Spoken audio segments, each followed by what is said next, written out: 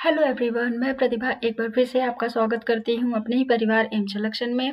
और आज हम लोग यूजीसी नेट पेपर 1 में पीपल डेवलपमेंट एंड एनवायरनमेंट की जो यूनिट है उसका पीवाईक्यू लेकर आ चुके हैं। तो आप लोग की तैयारी तो मैंने अपने तरफ से तो ज़ोरों शोरों से कर दी है। ठीक है, अभी हम यहाँ पर आपको पीवाईक्यूज़ देंगे।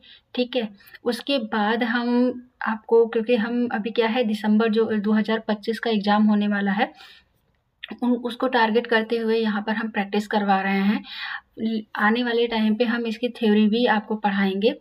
ठीक है, लेकिन उसमें थोड़ा टाइम लगेगा, इसलिए क्योंकि अभी एग्ज़ाम है हमारे पास। कितना 1.5 महीने टाइम है, तो 1.5 महीने में क्या है कि ज़्यादा से ज़्यादा जितना हो सके हम पेपर 1 में रिवीजन कर ले, क्योंकि पेपर 1 जो है वो मार्क्स को क्या करता है, एक बूस्टर का काम करता है, स्कोरिंग का काम करता है। ठीक है, पेपर 2 जो है वो तो आपका सब्जेक्ट है ही है, वो तो आपने जितना भी पढ़ा है उतना ही कम होता है। लेकिन पेपर 1 एक ऐसा सब्जेक्ट है पेपर 1 वो कॉमन होता है। वहाँ पे क्या है कि आपके जो मार्क्स हैं वो क्या होते हैं, स्कोर करते हैं। ठीक है, तो इसलिए आप पेपर 1 पे भी फोकस करें, और पीवाईक्यूज में आपको दे रही हूँ तो आप लोग पीवाईक्यूज भी लगाएं। ठीक है, चलिए बात कर लेते हैं यहाँ पर। ये देखिए, ये हमारा हमने क्या किया, आपका जो पीपल डेवलपमेंट है पीवाईक्यू हमने लिया हुआ है। ठीक है, चलिए अब हमने बिना टाइम वेस्ट किए अपनी पहले क्वेश्चन पे चलते हैं।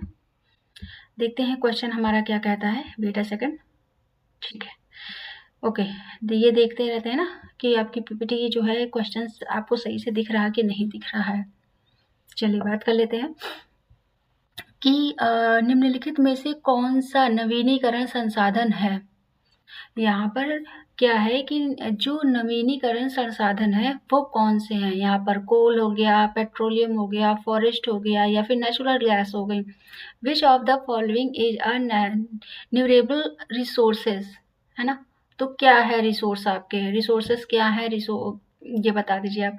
तो यहाँ पर क्या हो जाएगा, यहाँ पर जो आपका आंसर हो जाएगा क्या होगा, यहाँ पे कोल है यानी कि कोयला हो गया, पेट्रोलियम हो गया, वन हो गया, प्राकृतिक गैस हो गई।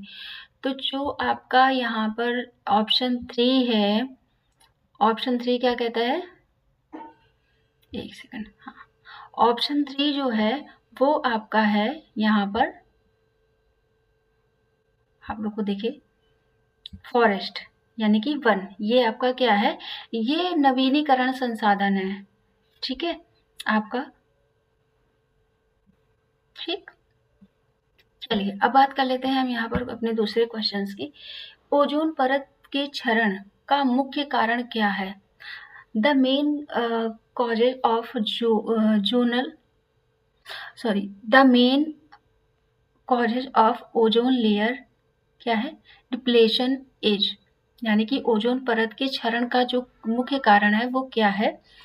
तो यहाँ पर क्या है, नाइट्रोजन ऑक्साइड, कार्बन ऑक्साइड, क्या है, क्लोरोफ्लोरोकार्बन हो गया, सल्फर डाइऑक्साइड है। तो यहाँ पर क्या है, नाइट्रोजन ऑक्साइड है, या फिर कार्बन ऑक्साइड है, या फिर क्लोरोफ्लोरो कार्बन है, या फिर सल्फर डाइऑक्साइड है। तो यहाँ पर इसका आंसर क्या होगा। चलिए आप लोग मुझे बता दीजिए कि जो ओजोन परत के क्षरण का मुख्य कारण है ना, इसका क्या कारण होता है। जो ओजोन परत की जो परतें हैं वो क्या होती है, उसका क्षरण होता है, तो उसका मुख्य कारण क्या होता है। तो यहाँ पर जो आपका आंसर हो जाएगा, आंसर इसका आपका क्लोरोफ्लोरो कार्बन हो जाएगा, यानी कि ऑप्शन नंबर सी। क्या हो जाएगा, option number C is a right answer. Okay, ये देखिए आपका। चलिए अब हम बात कर लेते हैं अपने तीसरे क्वेश्चंस पे। देखिए, क्योटो प्रोटोकॉल किससे संबंधित है। Kyoto protocol is related to, किससे रिलेटेड है ये, है ना। बायोडाइवर्सिटी कन्वर्जेशन है, या फिर ओजोन प्रोटेक्शन है, या क्लाइमेट चेंज है ना। तो किससे रिलेटेड है,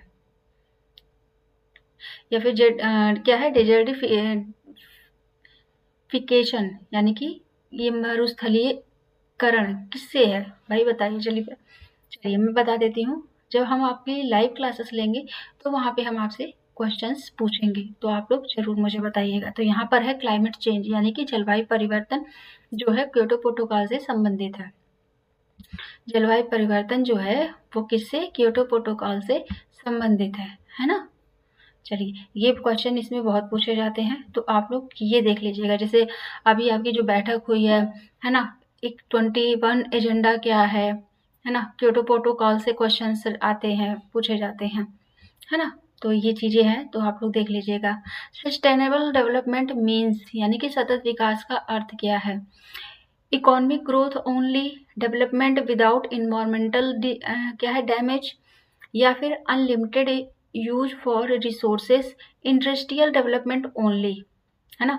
तो यहाँ पर क्या है, केवल आर्थिक वृद्धि हो गई, पर्यावरणीय क्षति के बिना विकास, संसाधनों का असीम उपयोग, केवल औद्योगिक विकास। तो इसमें से क्या आंसर हो जाएगा, चलिए इसका क्या आंसर हो जाएगा। इसका आंसर जो है क्या है, सतत विकास का अर्थ होता है कि